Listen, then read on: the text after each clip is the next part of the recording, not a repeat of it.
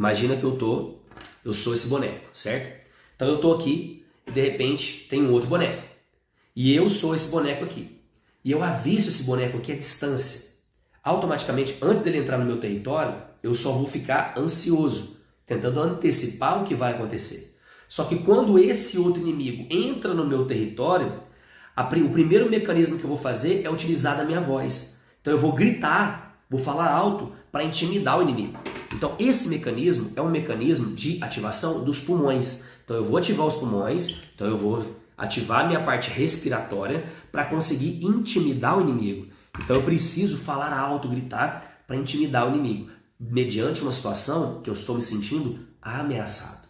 Então os pacientes que desenvolvem sintomas respiratórios, você precisa identificar situações de ameaça no território, situações de perigo, situações de medo. Mas o medo para uma criança é uma coisa. Uma criança pode ficar com medo pelo simples fato dela não ter mais o ursinho que ela tinha para dormir, porque esqueceu na casa da vovó. Uma criança, ela pode sentir medo pelo simples fato de você tirar o bico dela, e o bico dela dava uma segurança para ela.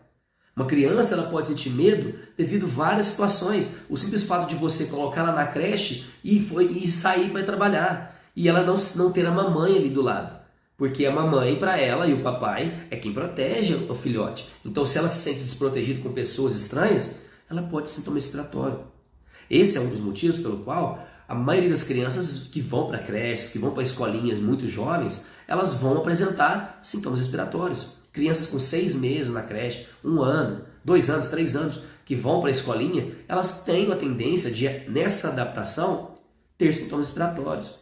Como que eu faço então para criar mecanismos para que seja equilibrado esse sistema, para que ela não precise ativar sintomas respiratórios? Você precisa encontrar isso. Então esse paciente que tem sintomas a nível cardíaco ou a nível pulmonar, que tem um sintoma, uma dor constante, que tem um sintoma respiratório constante, você tem que identificar o DHS. Quando foi a primeira vez que ele teve sintoma respiratório?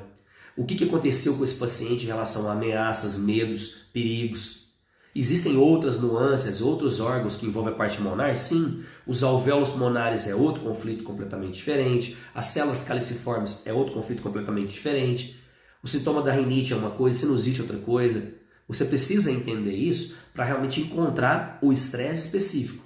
A partir do momento que eu encontro o estresse específico, eu encontrei então o DHS agora, eu sei quais são as possibilidades que esse paciente tem.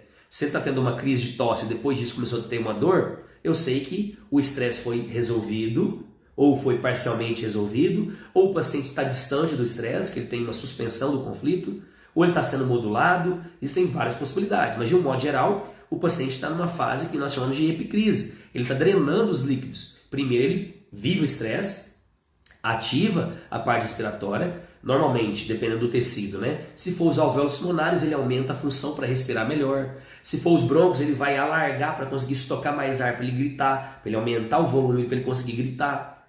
Então depende muito do tecido, mas de um modo geral, você vai aprimorar a performance ali a nível pulmonar e depois você vai ter um sintoma respiratório para reformular tudo isso. Então, se eu vivenciei, por exemplo, uma ativação dos alvéolos pulmonares, que tem o objetivo de fazer você conseguir estocar mais ar para conseguir sobreviver, se eu ativei isso e agora eu não preciso mais, eu vou jogar essas células que eu produzi fora. Então, inicialmente, eu vou ter um aumento da função, melhorar minha saturação de oxigênio, eu vou ter um pulmão excelente. Ninguém vai no médico, vai no profissional falando assim: doutor, eu acho que meu pulmão está muito bom, ele está mais do que 100%. Ninguém vai fazer isso. O cara está ótimo. Agora, a partir do momento que ele começa a ter sintomas, ele vai tossir, ele vai ter sintomas respiratórios, essa inflamação, começa a sair secreção, aí sai secreção amarelada, esverdeada, sai rajadas de sangue. O paciente, aí sim ele vai procurar um profissional. Só que essa fase que ele está passando é uma fase pós-estresse. Se ele venceu isso uma vez, ok, tá tudo certo. Ele pode tomar medicação, fazer tudo, tá tudo certo. Só que se constantemente ele está vivenciando isso, você precisa encontrar o DHS, precisa aplicar técnicas com esse paciente, precisa buscar estratégias para resolver de forma real aquele estresse de ameaça, de medo no território, certo? Só que alvéolos pulmonares é uma coisa específica, é um conflito específico, esse exemplo que eu estou dando. Se for os brônquios, é completamente diferente. Mas de um modo geral, parte respiratória são situações de medo no território, ameaças, perigos, situações que ameaçam a sua vida. Então, você identificou isso, você consegue agora ser preciso.